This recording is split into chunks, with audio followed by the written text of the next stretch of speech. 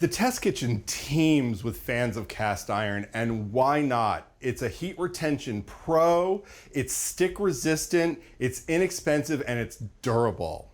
Cast iron always has to be seasoned, and a lot of times the factory takes care of that for you. It's not hard to do yourself though, and for full information you can go to our website. Once you have cooked in your cast iron, then you have to clean it fairly carefully, and there are a few different steps. While it's still warm, you want to wipe it out with paper towel to get rid of residual food and oil, and then give it a rinse under warm running water. If there's still gunk stuck in there, you have 4 different options.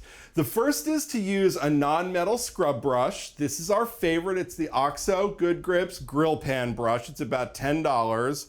Or you can use a non-abrasive scrubber. This one is our favorite. This is the Nap-made small ring CM scrubber. It's about $20. If you have neither of those available, you still have 2 options. You can make a paste out of kosher salt and a dab of warm oil. The salt crystals can act as an abrasive and get the gunk off, or you can just use a little bit of dish detergent.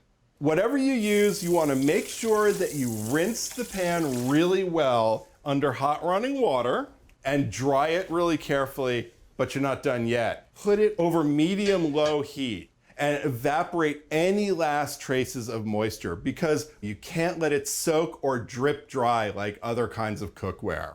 I go through one more little step when I clean my cast iron, and that is to maintain the seasoning by putting just a half a teaspoon of neutral oil into the pan while it's warm and wiping it into the surface with a paper towel until it feels and looks slick. I don't want it to feel oily, and then I just let the pan cool down. That's a great habit to get into to maintain the seasoning.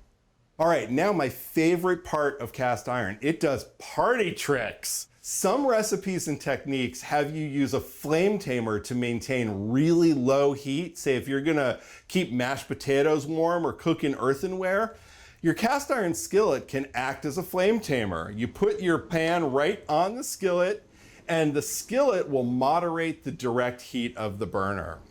Another trick, if you are making panini but you don't have a panini press, put your 2 panini in the skillet, and then if you have a second cast iron skillet, that goes right on top, and that serves as a panini press. It weights them down perfectly and you'll get a gorgeous crust.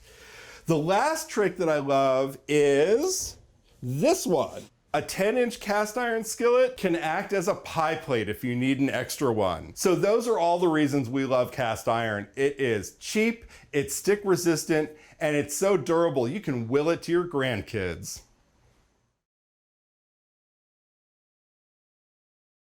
Thanks for watching America's Test Kitchen. What'd you think? Well, leave a comment and let us know which recipes you're excited to make, or you can just say hello. You can find links to today's recipes and reviews in the video description. And don't forget to subscribe to our channel. See you later. I'll see you later.